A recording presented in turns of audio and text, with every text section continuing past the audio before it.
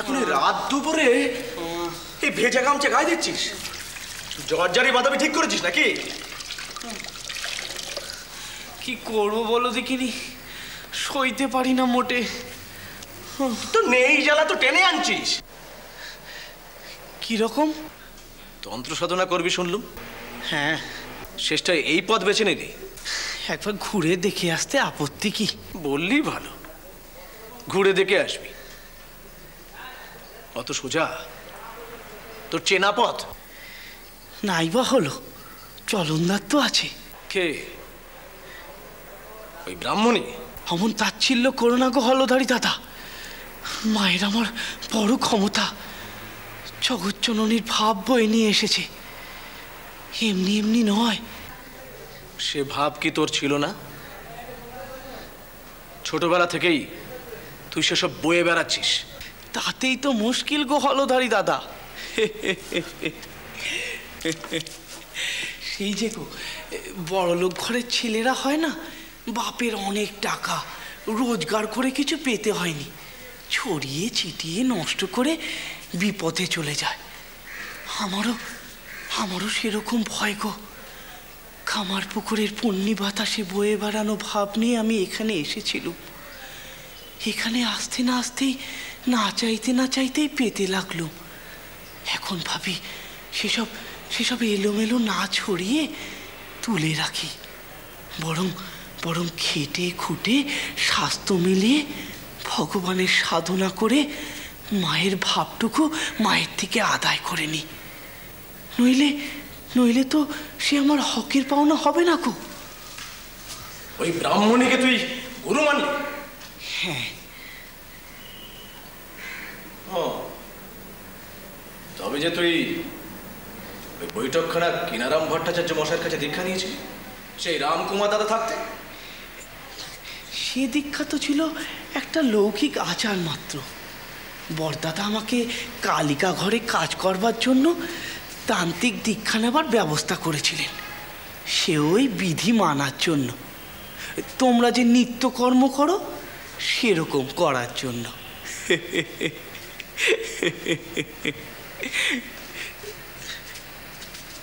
কি হলো গো? এই দেখো, আমি চাল কলার কথা তুললুম বলে তুমি আবার রাগ করলে নাকি? রাগ করার কি আছে? পেটের দায়ে কাজ করতে এসেছিলাম, সে তো আমি নিজেই বলি। আমার থাক তোর মতো নয় সে তো আমি স্বীকার করি। ছাড়ো তো, তুমি জানি আজকাল কেমন কেমন কথা বলো। এই যে তুমি ওই কিনারাম ভট্টাচার্য মশাইয়ের কথা বললে, তিনি আমাকে দীক্ষা দিয়েছিলেন ঠিকই, কিন্তু কোনো শিক্ষা দেননি। দেন?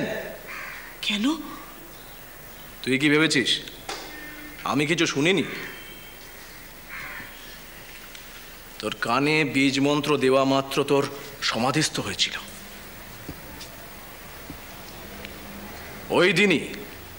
ওই দিনই উনি মন্দিরে বলে গিয়েছিলেন তোকে এক চুল এগিয়ে দেওয়ার ক্ষমতা ওনার নেই। উনি তোকে অনেক বড় মেনে নিয়েছিলেন। না গো না, সে অন্য কথা। তবু তিনি আমার গুরু, আমার মন্ত্রগুরু। আমি তাকে আজও মানি। তিনি আমার চিরকালের শ্রদ্ধার পাত্র গো। তুই গুরু পাল্টালি নাকি? কি বলছো গো? তুমি জানো না, মন্ত্রগুরু এক হলেও শিক্ষাগুরু আর উপগুরু অনেক হতে কোনো বাধা নেই গো। জানি, শ্রীমদ্ ভাগবতের অবধূত পাখ্যানে লেখা আছে। তবে অবধূতের কতজন উপগুরু ছিল বলো দেখিনি? 24 জন। তোমরা আমাকে পরীক্ষা নিচ্ছ? আমি ভৈরবী মায়ের থেকে সব জিজ্ঞেস করে নিয়েছি গো। অত ভাবছো কেন? জগজ্জননী মায়ের কাছ থেকেও আমি জেনে নিয়েছি। কি? তন্ত্র সাধনা করবো কিনা। মা অনুমতি দিয়েছে, মা আমাকে করতে বলেছে গো। তুই দেবীর অনুমতি পেয়েছিস? হ্যাঁ গো, আমি কি মিথ্যে কথা বলছি নাকি? আমি মিথ্যে কথা বলি? তুই জানিস না তন্ত্র সাধনা কত কঠিন জানি, ভগবানকে পেতে গেলে কঠিন সাধনা করতে হবে না? ওই পথে একটু বিচ্যুতি ঘটলে তোর প্রাণ সংশয় পর্যন্ত ঘটতে পারে, তা তুই জানিস? হলে হবে, সে তো মায়ের পায়ে নিজেকে নিবেদন করা হবে গো।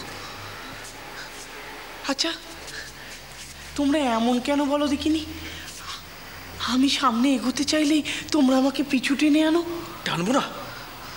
তুই আমাদের আপন জন, তোর একটা কিছু হয়ে গেলে, তাছাড়া তোর ঘর সংসার। থামো তো, থামো। ওসব ঘর সংসারের কথা বলো না আমাকে। সংসারের ভাব বয়ে নিয়ে বেড়াবার ধারা আমার নয়। বাহ বাহ বাহ বাহ বাহ, তাহলে এই যে বিয়ে থা এসব করলি?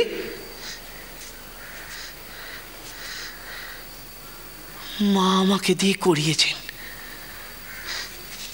মা আমাকে এখানে টেনে নিয়ে এসেছেন, আমি চলে এসেছি। মাই ভৈরবী মাকে পাঠিয়েছেন। মা মত করেছে আমাকে তন্ত্র সাধনার পথে যেতে হবে। আমি যাব। তাতে যদি আমার বলি হয় তো হোক।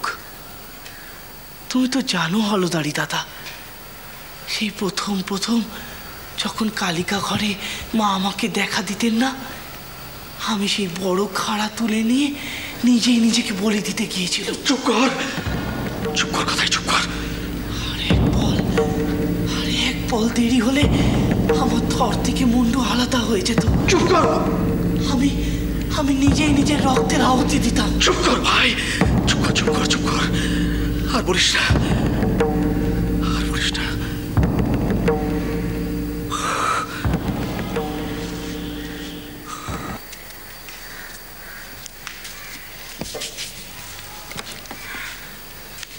শোন গোদাই,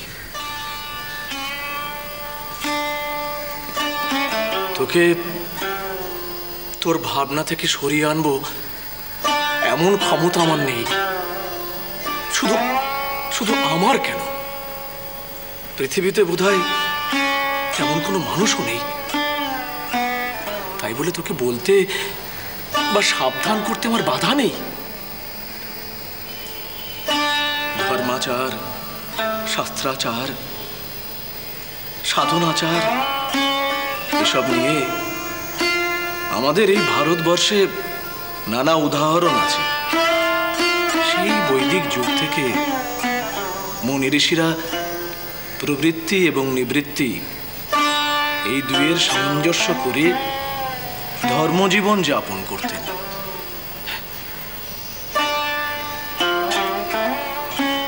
প্রবৃত্তি বুঝিস কাকে বলে? সুখ, ভোগ, সম্ভোগের বাসনা। আর নিবৃত্তি? ওসব চাই না গো, বৈরাগ্য।